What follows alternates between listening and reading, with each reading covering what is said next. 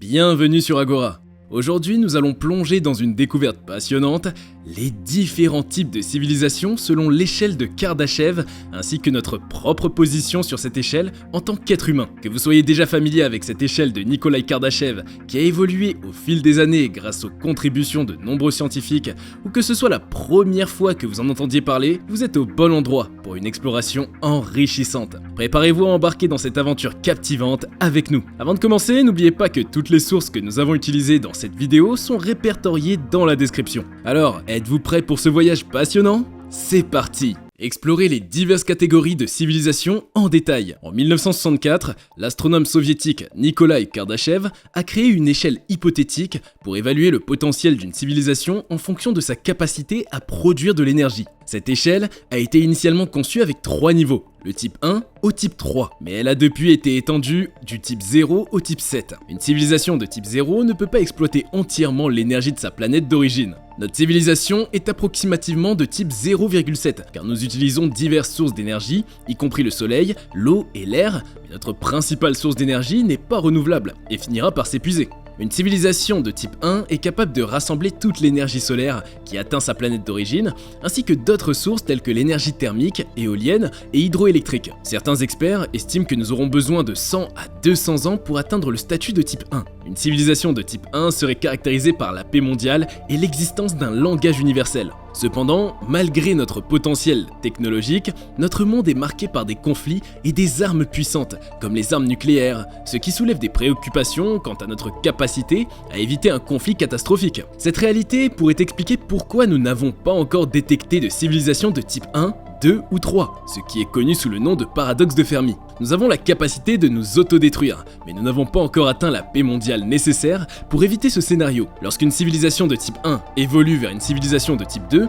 elle cherche probablement à aller sur d'autres planètes pour obtenir plus d'énergie. Pour devenir une civilisation de type 2, nous devons devenir interplanétaires et exploiter l'énergie d'une étoile. Une façon de faire cela est en créant une sphère de Dyson autour du Soleil pour recueillir et transférer cette énergie. Cependant, la construction d'une telle structure est difficile, car les matériaux connus ne peuvent pas résister à la gravité du Soleil. Une alternative serait d'utiliser des satellites comme des panneaux solaires tournant autour du Soleil pour collecter de l'énergie. Et cela pourrait être utilisé pour repérer des civilisations de type 2 ou 3 à de grandes distances. Si le Soleil semblait s'éteindre d'une manière non naturelle, cela pourrait suggérer la présence d'une civilisation extraterrestre. Les scientifiques pensent que nous pourrions atteindre le statut de civilisation de type 2 dans 1000 à 2000 ans. Une civilisation de type 3 peut exploiter presque toute l'énergie de sa galaxie. Il pourrait voyager rapidement à travers la galaxie grâce à une technologie de propulsion avancée, se transformant peut-être même en êtres cybernétiques post-biologiques si éloignés que nous ne pourrions pas les reconnaître. Les scientifiques estiment que cela pourrait prendre 100 000 ans, voire plus d'1 million d'années avant d'atteindre ce stade. Il existe également des civilisations de type 4, 5, 6 et 7, bien que ces catégories n'aient pas été initialement incluses dans l'échelle de Kardashev. Une civilisation de type 4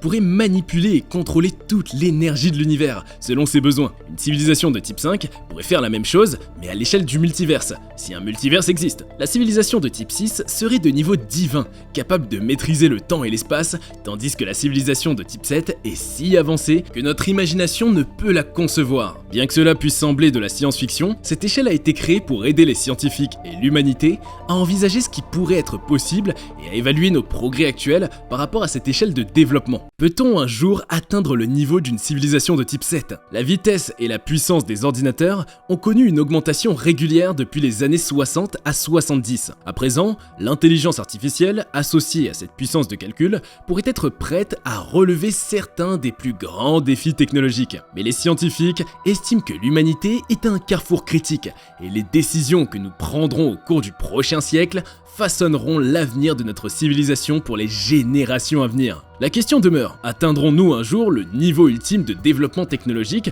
qui nous permettrait de devenir une espèce interplanétaire capable de coloniser des galaxies entières ?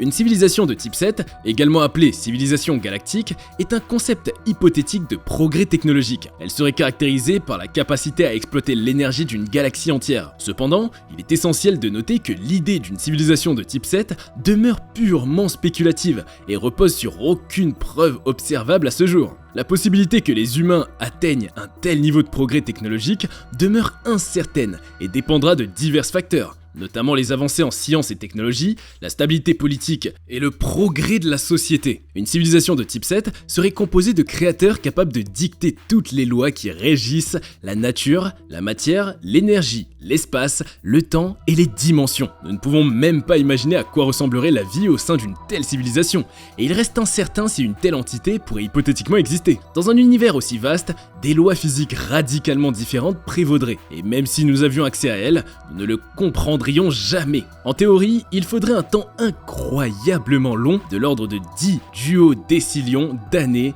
pour évoluer vers une civilisation de ce type. Une autre perspective suggère que nous n'atteindrons peut-être jamais ce 7e niveau, car cela pourrait ne pas être une société d'êtres, mais plutôt l'existence elle-même qui nous échapperait totalement. Cependant, si nous sommes incapables d'imaginer concrètement à quoi ressemblerait une civilisation de type 7, il se pose la question de savoir si une civilisation de type 8 pourrait exister. Si tel est le cas, à quoi pourrait-elle ressembler ? En effet, une civilisation de type 8 aurait la capacité d'accomplir des prouesses incroyables en matière de calcul dans un métaverse avec des compétences considérables, y compris la simulation de nombres tétraédriques de multiverses à pleine capacité. Une telle civilisation pourrait atteindre des niveaux de multidimensionnalité et de méga-dimensions. Par ailleurs, en ce qui concerne les civilisations avancées, est-il envisageable qu'il existe une civilisation extraterrestre quelque part dans l'univers ? Y a-t-il une civilisation extraterrestre dans l'univers ? Et si tel est le cas, comment pourrait-on la classer en termes de type de civilisation ?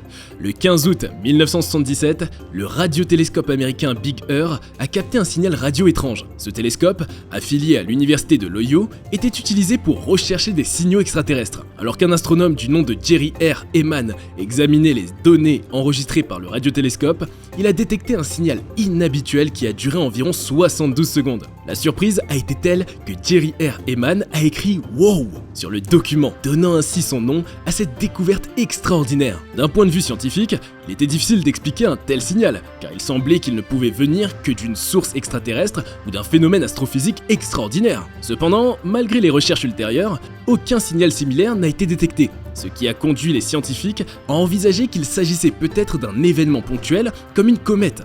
Néanmoins, les doutes persistent. Quelques années plus tard, un objet en forme de cigare, nommé Oumuamua, a été observé traversant notre système solaire. La plupart des scientifiques pensent qu'il s'agit d'une comète interstellaire provenant d'une autre étoile. Cependant, des observations ont montré qu'il accélérait, ce qui a suscité des interrogations. Avi Loeb, un astrophysicien de l'université d'Harvard, a émis l'hypothèse que Oumuamua pourrait peut-être être une sonde extraterrestre propulsée par une voile légère qui s'accélère sous l'effet du rayonnement solaire. Cette idée a été contestée par d'autres scientifiques qui ont suggéré que la glace d'hydrogène de l'objet aurait pu fondre de manière similaire à un moteur de fusée. Cependant, le débat sur la nature de l'objet continue de susciter des discussions. En 1961, l'astronome américain Frank Drake a formulé l'équation désormais connue sous le nom d'équation de Drake, qui vise à estimer le nombre potentiel de planètes abritant des civilisations intelligentes capables de nous contacter. Cette équation prend en compte divers paramètres tels que le nombre d'étoiles se formant chaque année,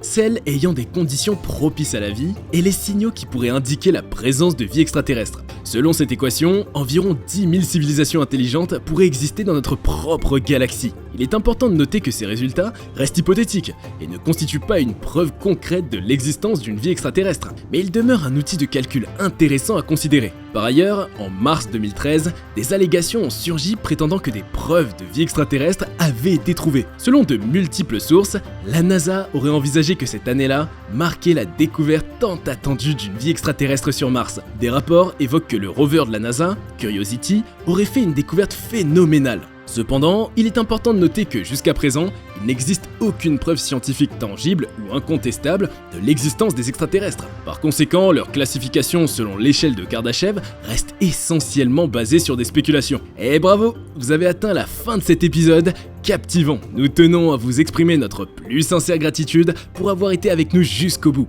N'hésitez pas à partager vos commentaires avec nous. De plus, si vous avez apprécié notre contenu, nous vous invitons à vous abonner et activer les notifications en cliquant sur l'icône de la cloche tout en nous laissant un pouce levé. Une fois de plus, nous vous remercions chaleureusement d'avoir partagé ce précieux moment en notre compagnie. Nous sommes impatients de vous retrouver pour de nouvelles explorations au cœur de l'univers fascinant d'Agora. À bientôt!